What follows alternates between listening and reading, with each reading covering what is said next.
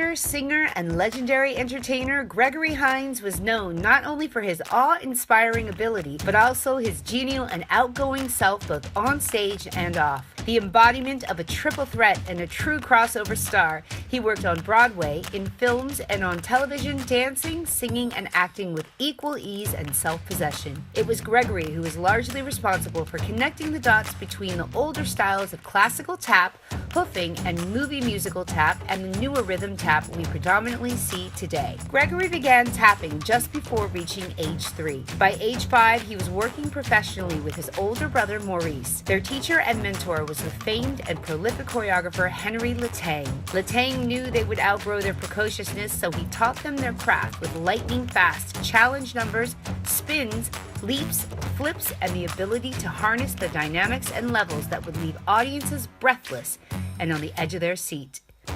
They formed a child prodigy tap duo and spent much of their childhood performing and hanging out backstage at the famed Apollo Theater. They spent time soaking up entertainment and tap history with living legends like Sammy Davis Jr., Honey Coles, Sandman Sims, Bunny Briggs, the Nicholas Brothers, Jimmy Slide, and many more.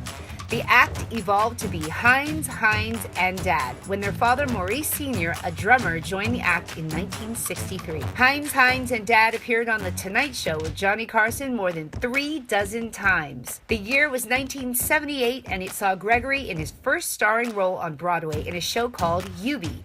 That performance garnered him his first Tony nomination. That was followed with another Tony-nominated performance the next year with Comin' Uptown. His third Tony nomination was for his starring role in Sophisticated Ladies, a musical revue based on the music of Duke Ellington. The Academy Awards that year saw Gregory perform live with Debbie Allen in a tribute to the trailblazer and first-of-his-kind film composer Harry Warren. In true Academy style, it was a massive production number with many dancers, moving sets, and costumes for the gods. Hines, an excellent and notorious master of improvisation, was not afraid to improvise his solos on live television, and Walter Painter, the choreographer for that year's show, had to ask Gregory if he would please lock in his choreography for the sake of the orchestra.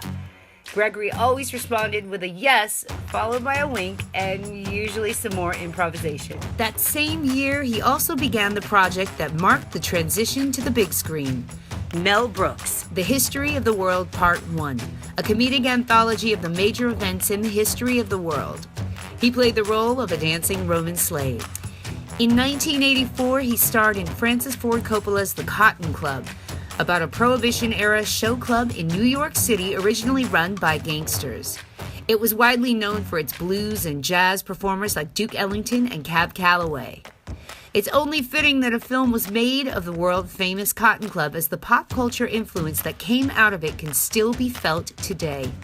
Sandman Sims once described tap dancing as the rap music of his day, referring to Michael Jackson's Moonwalk, a backwards sliding step done by numerous dancers of the Cotton Club era. Hines went on to star in White Nights with legendary ballet dancer Mikhail Baryshnikov. Choreographed by the storied Twyla Tharp, his performance was a genuine portrayal of his character, and seeing two of these virtuosic dancers together on screen was historic.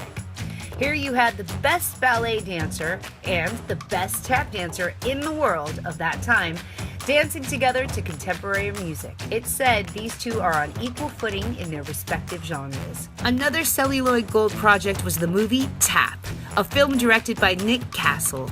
This film saw a slew of tap legends from the past and ultimately the future of tap come together. It was filled with his mentors from the Apollo Theater growing up and the newest tap legend in the making, then 16-year-old Savion Glover. The choreographer was his childhood teacher, Henry Latang.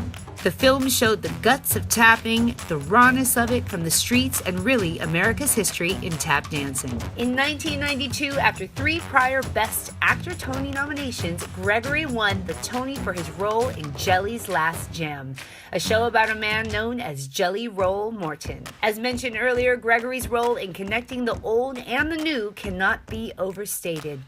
In tap, some of the steps can serve as a portal to the past and the person who popularized that step or made it famous. A step can give us insight into the era or social period from which it originated. It could be said that some tap steps are actually a kinetic time capsule living within the person who is currently learning, teaching, or doing the step. Gregory was an artist who seamlessly bounded from one project to the next, crossing over the mediums with the same ease, rhythm of improvisation, and discovery he enjoyed in his tapping.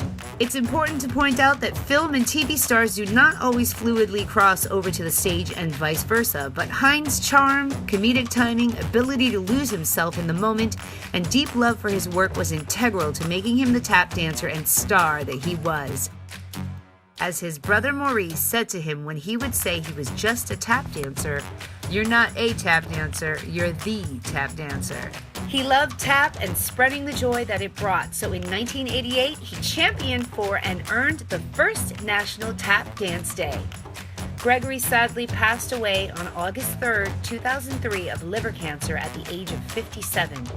But we know his legacy is for all time with his monumental contribution to the proliferation, preservation, and expansion of the art of tap and its ripple in pop culture.